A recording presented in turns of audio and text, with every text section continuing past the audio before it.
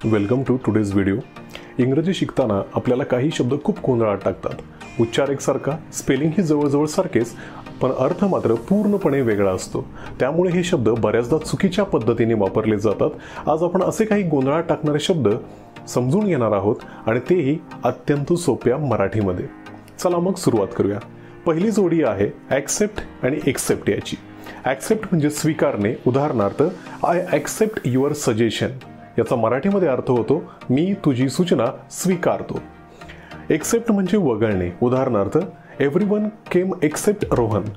रोहन सोडून सगळेजण आले। लक्षात ठेवा, ॲक्सेप्ट म्हणजे घेणे किंवा स्वीकारणे आणि एक्सेप्ट म्हणजे वगळणे। यानंतरची पुढची जोडी आहे अफेक्ट आणि इफेक्ट। खूप लोक यांचा गोंधळ करतात। चला मग समजून घेऊया की अफेक्ट आणि इफेक्ट यांचा अर्थ काय आहे। अफेक्ट जो आहे तो आहे वर्ब म्हणजे क्रिया।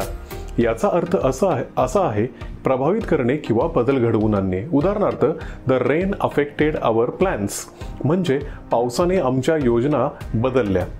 त्यानंतर इफेक्ट हे एक नाउन आहे आणि याचा अर्थ आहे परिणाम होणे। उदाहरणार्थ the medicine had a good effect on her health. याचा अर्थ असा होतो औषधाचा तिच्या आरोग्यावर चांगला परिणाम झाला। अजून एक एक्झाम्पल आपण बघूयात। Loud music can affect your hearing म्हणजे मोठ्या आवाजातील संगीत तुमच्या ऐकण्यावर प्रभाव टाकू शकते। The effect of the new law was positive म्हणजे नव्या कायद्याचा परिणाम सकारात्मक होता। यानंतर पुढची जोडी आहे देन वर्सेस दॅन। देन म्हणजे मग किंवा नंतर, म्हणजे वेळ किंवा क्रम हा शब्द दर्शवित असतो। उदाहरणार्थ we ate dinner then watched a movie म्हणजे आम्ही जेवण केलं आणि मग सिनेमा पाहिला।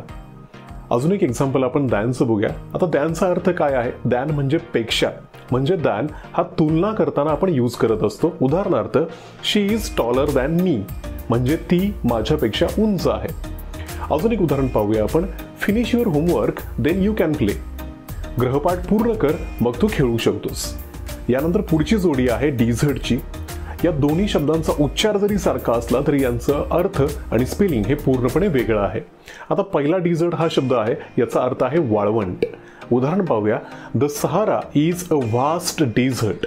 सहारा हे एक मोठं वाळवंट आहे। दुसरा जो डिझर्ट आहे याचा अर्थ आहे गोड पदार्थ। याचं उदाहरण बघूया। I love chocolate cake for dessert. याचा मराठीमध्ये अर्थ होतो मला डिझर्टसाठी चॉकलेट केक खूप आवडतो। त्याच्यानंतर पुढची जोडी आहे प्रिन्सिपल। इथे सुद्धा दोघांचा उच्चार जरी समान असला तरी यांचं स्पेलिंग आणि यांचा अर्थ वेगवेगळा आहे।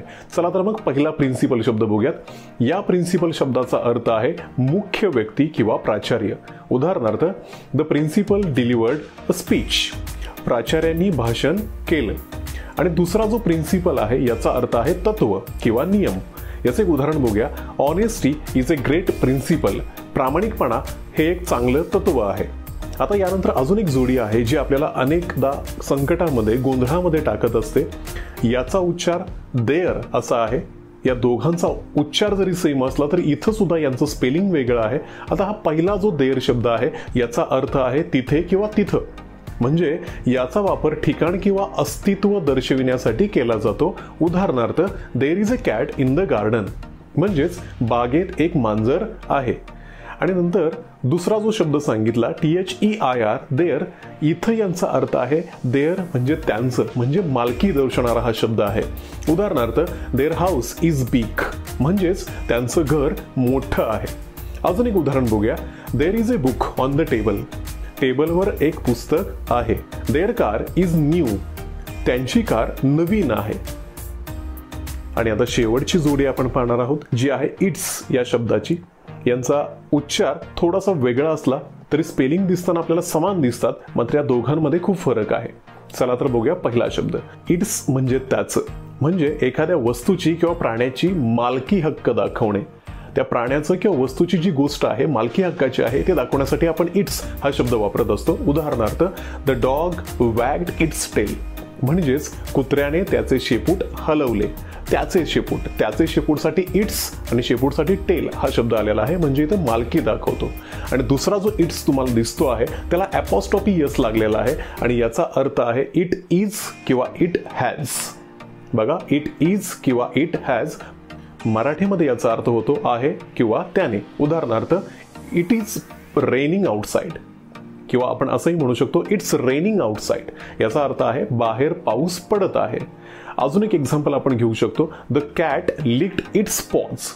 याचा अर्थ आहे मांजराने त्याचे पंजे चाटले. आणि दुसरा उदाहरण आपण घेऊ शकतो, इट्स अ ब्युटिफुल डे. आज खूप छान दिवस आहे. आजच्या व्हिडिओमध्ये आपण पाहिलं की काही गोंधळात टाकणारे इंग्रजी शब्द आणि ते मराठीतूनही आपण समजावून घेतले.